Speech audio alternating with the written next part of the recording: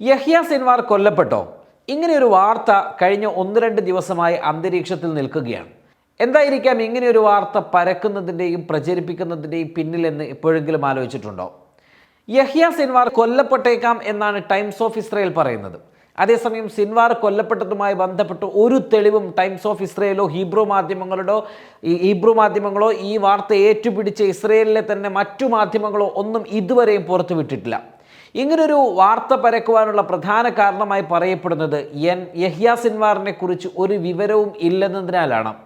ഇസ്മായിൽ ഹനിയെ പോലെ മാധ്യമങ്ങളിൽ പ്രത്യക്ഷപ്പെട്ടും പൊതുവേദികളിലും അന്താരാഷ്ട്ര വേദികളിലുമൊക്കെ സജീവമായും ഉള്ള ഒരാളായിരുന്നില്ല സിൻവാർ. ഇത്തരത്തിൽ സിൻവാറിനെ കാണാതിരുന്നപ്പോൾ സ്വാഭാവികമായും ഇസ്രയേൽ ഇത്തരമൊരു നിഗമനത്തിൽ എത്തിക്കാണണം. എന്നാൽ ഇത്തരമൊരു നിഗമനത്തിൽ എത്തുന്നതിനും സിൻവാർ കൊല്ലപ്പെട്ടെന്ന വാർത്ത പ്രചരിപ്പിക്കുന്നതിനും പിറകിൽ ഇസ്രയേലിൻ്റെ കൃത്യമായ അജണ്ടകളുണ്ട്.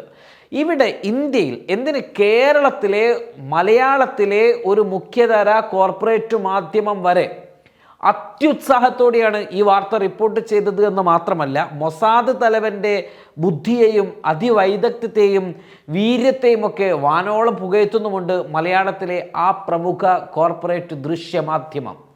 സിൻവാർ കൊല്ലപ്പെട്ടെന്ന് വാർത്ത പ്രചരിപ്പിക്കുക വഴി ഫലസ്തീനികളുടെയും ഹമാസിൻ്റെയും ഹിസ്ബുള്ളയുടെയും ഒക്കെ വീര്യം കെടുത്തുക എന്നതും അവരിൽ കൂടുതൽ ഭീതി പരത്തുക എന്നതുമൊക്കെയാണ് ഇസ്രയേൽ കാണുന്ന ഒരു കാഴ്ച.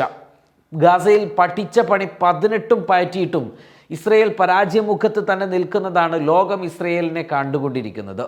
തങ്ങളുടെ മൂർച്ചയേറിയ ആയുധങ്ങൾ കൊണ്ട് കൂടുതൽ ആളുകളെ കൊല്ലുന്നു എന്നതൊഴിച്ച് ഏതെങ്കിലും തരത്തിൽ ഹമാസിനെ അവസാനിപ്പിക്കാനോ നേതാക്കളെ കണ്ടെത്താനോ ഇപ്പോഴും ഇസ്രയേലിന് കഴിഞ്ഞിട്ടില്ല.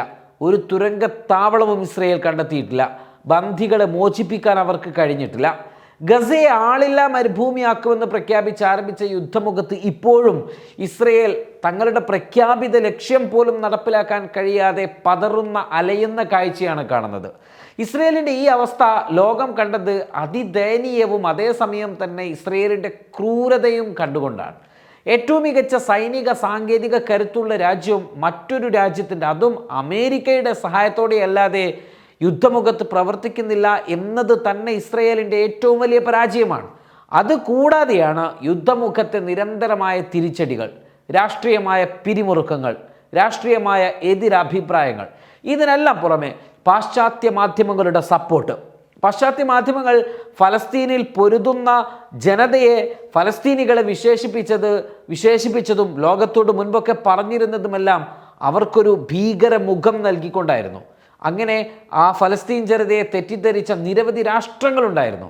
എന്നാൽ ആ ഫോർമുലകളെല്ലാം കീഴ്മേൽ മറിയുന്ന കാഴ്ചയാണ് ഇപ്പോൾ ലോക സമൂഹത്തിൽ, ലോകത്തെ വിവിധങ്ങളായ രാജ്യങ്ങളിൽ നടന്നുകൊണ്ടിരിക്കുന്ന ഫലസ്തീൻ ഐക്യദാർഢ്യ റാലികളിലൂടെയും ഇസ്രയേൽ വിരുദ്ധ റാലികളിലൂടെയും വ്യക്തമാകുന്നത്.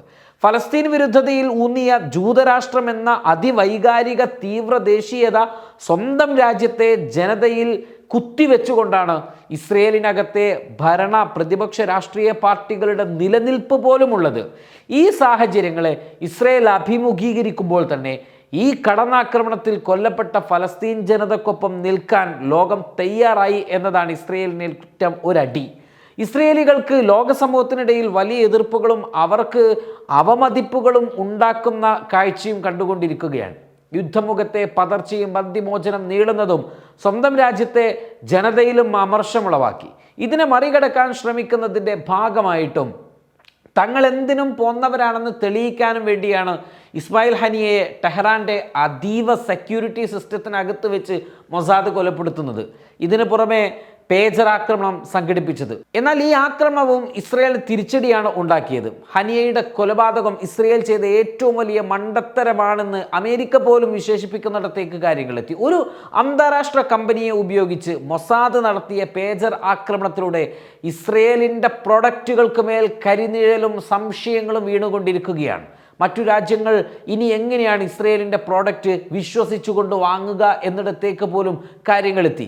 ഇസ്രയേൽ പ്രോഡക്റ്റുകൾക്കുള്ളിൽ തങ്ങളുടെ രാജ്യത്തെ ബാധിക്കുന്ന അതീവമായ സുരക്ഷാ പ്രശ്നങ്ങൾ ഉണ്ടാകുമോ എന്ന് ഏതെങ്കിലും രാജ്യം സംശയിച്ചാൽ അതിനെ അടിവരയിടുവാനുള്ള കാരണമായി പേജർ ആക്രമണത്തെ ഇസ്രയേൽ മുന്നോട്ട് വെച്ചു കൊടുത്തു.